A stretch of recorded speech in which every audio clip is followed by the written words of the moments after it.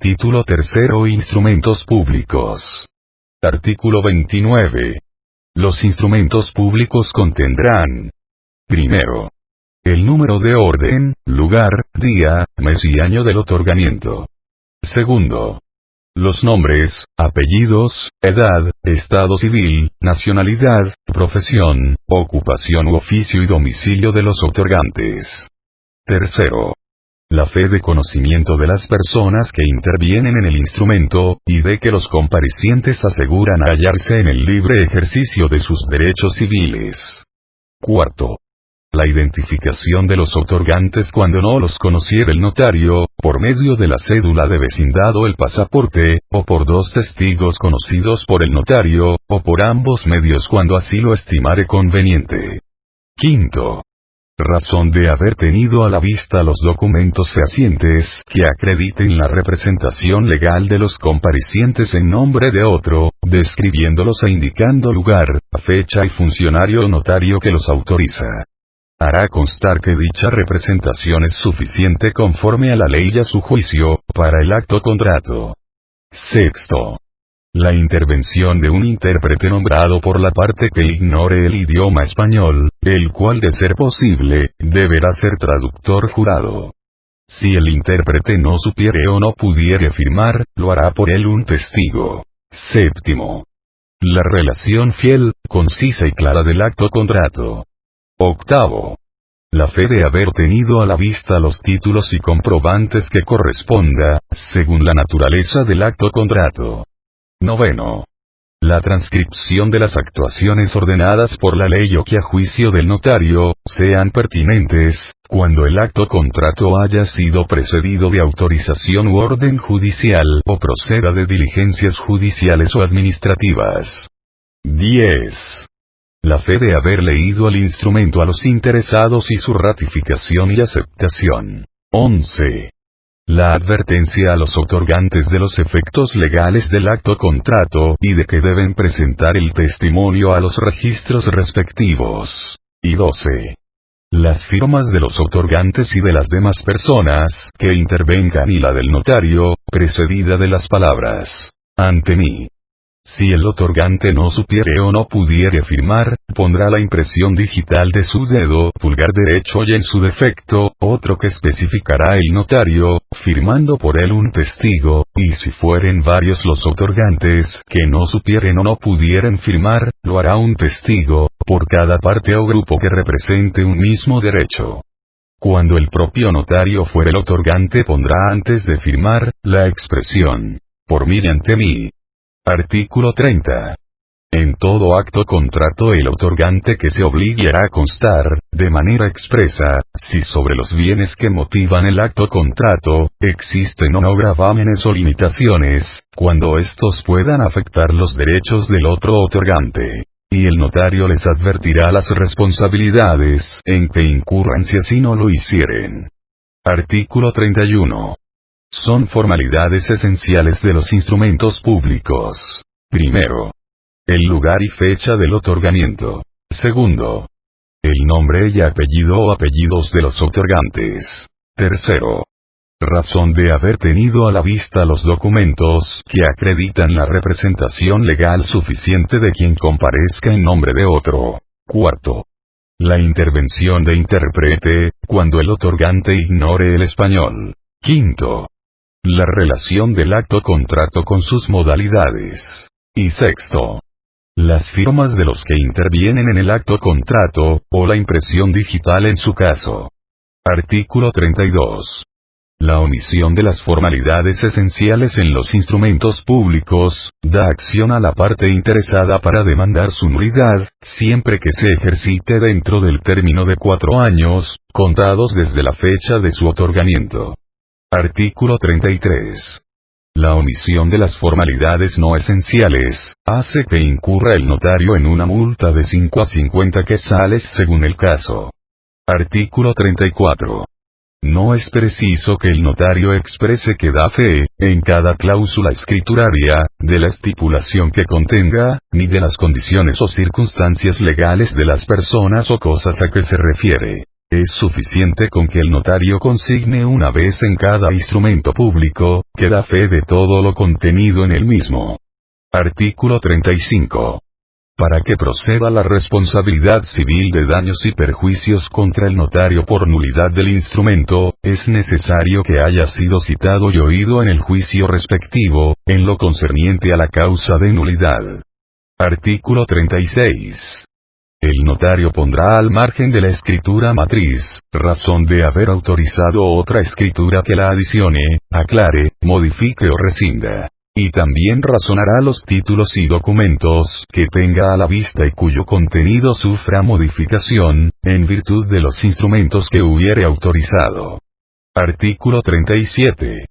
Modificado por el artículo 2 del Decreto Ley 35-84 del Jefe de Estado.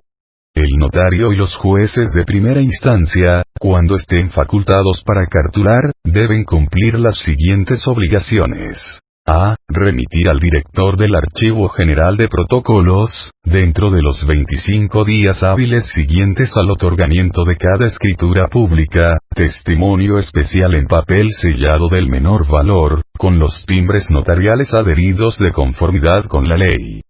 En los departamentos de la República, excluyendo al de Guatemala, el notario podrá entregar dichos testimonios al juez de primera instancia, quien extenderá el comprobante respectivo y los remitirá inmediatamente al Archivo General de Protocolos.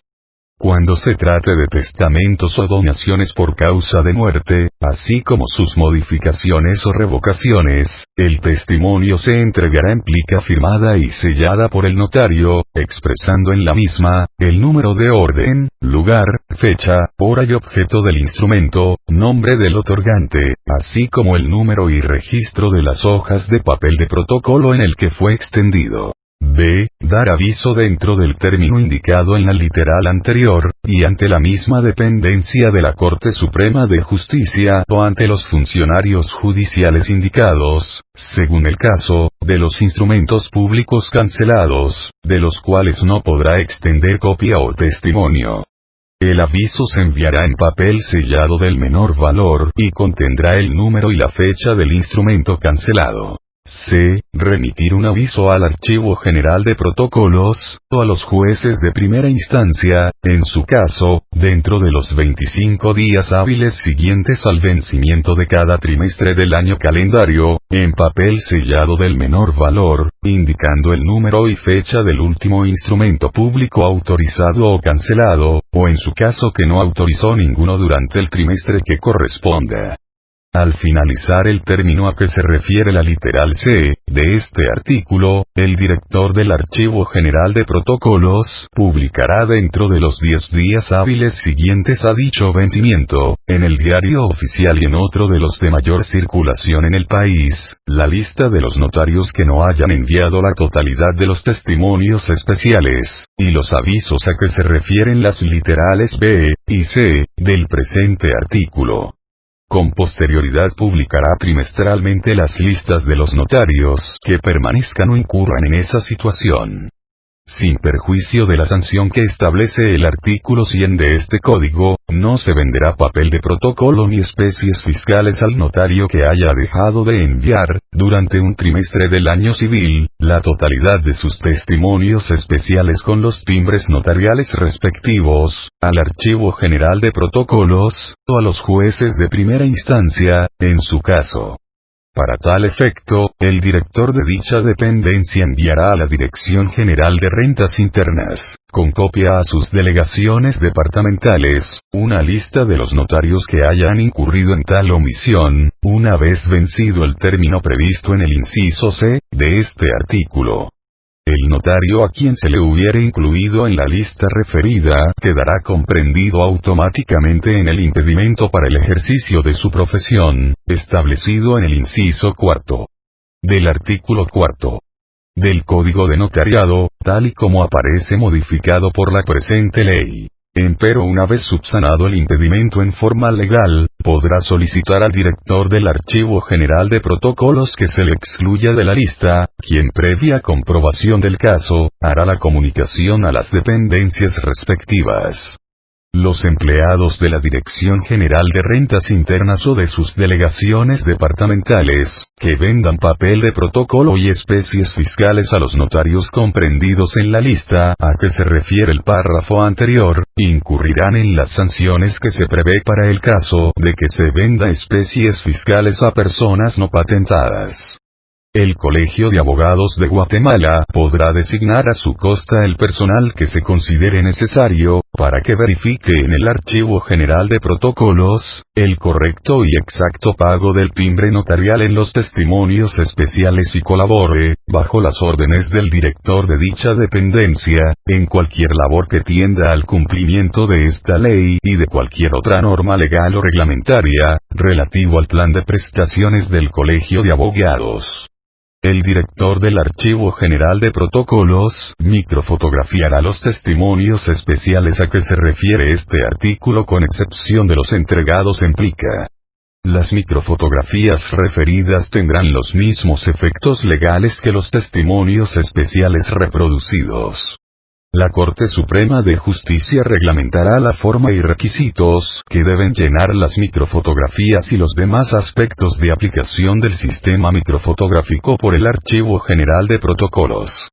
Artículo 38. Reformado por el artículo 47 del Decreto 62-87 del Congreso de la República.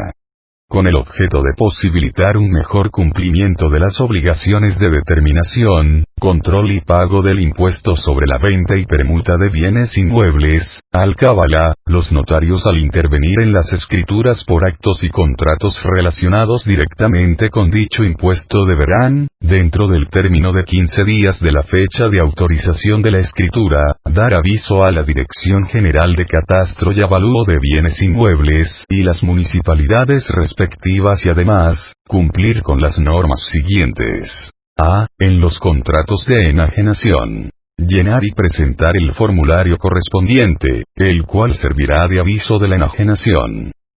Dicho formulario indicará: 1. Nombre de los contribuyentes. 2. Números de cédulas de vecindad de los mismos. 3. Domicilio fiscal de los otorgantes. 4. Números de identificación tributaria, si lo tuvieren. 5. Inmueble objeto del contrato. 6. Número de inscripción en el registro de la propiedad, si lo tuviere. 7. Número de la matrícula fiscal. 8. Ubicación y superficie del inmueble, indicada en unidades del sistema métrico decimal. Y 9. Valor de la enajenación. B. En los actos de donación de bienes inmuebles. 1. Nombres del donante y donatario. 2. Números de las cédulas de vecindad. 3. Domicilio fiscal de los otorgantes. 4. Números de identificación tributaria, NIT. 5. Relación de parentesco que tuvieren entre sí, los otorgantes. 6. Valor de la donación. C. En los actos o contratos de unificación de inmuebles y de cualesquiera otros que no estén afectos al pago del impuesto. 1. Fecha del acto contrato. 2. Nombres de los otorgantes. 3. Números de sus cédulas de vecindad. 4. Domicilio fiscal. 5. Números de identificación tributaria, NIT. 6. Descripción de los inmuebles unificados, con indicación de ubicación. 7. Superficie, en unidades del sistema métrico decimal. 8. Número de matrícula fiscal. 9. Datos que identifican la finca unificada. 10. Número de inscripción de la finca unificada en el registro de la propiedad. D. En los casos de desmembración de inmuebles.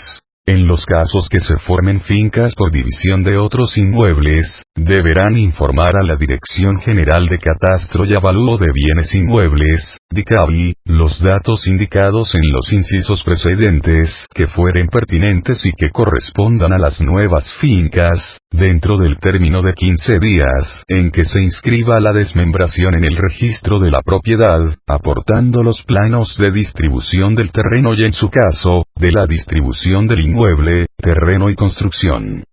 Los notarios que dejaren de remitir los formularios y avisos que se mencionan en este artículo, serán sancionados con multa pecuniaria administrativa, además de las establecidas en este código. Artículo 39. Derogado. Artículo 40. La oficina de la matrícula fiscal, al recibir aviso del notario de la enajenación de un inmueble que no estuviere declarado, procederá a abrir la matrícula correspondiente, llenando los requisitos legales, dentro de un plazo que no excederá de 15 días. En este caso el plazo para pagar la alcábala empieza a contarse a partir de la fecha en que la matrícula quede abierta. Artículo 41. Los expedientes y libros de la matrícula son públicos y no se cobrará por su consulta.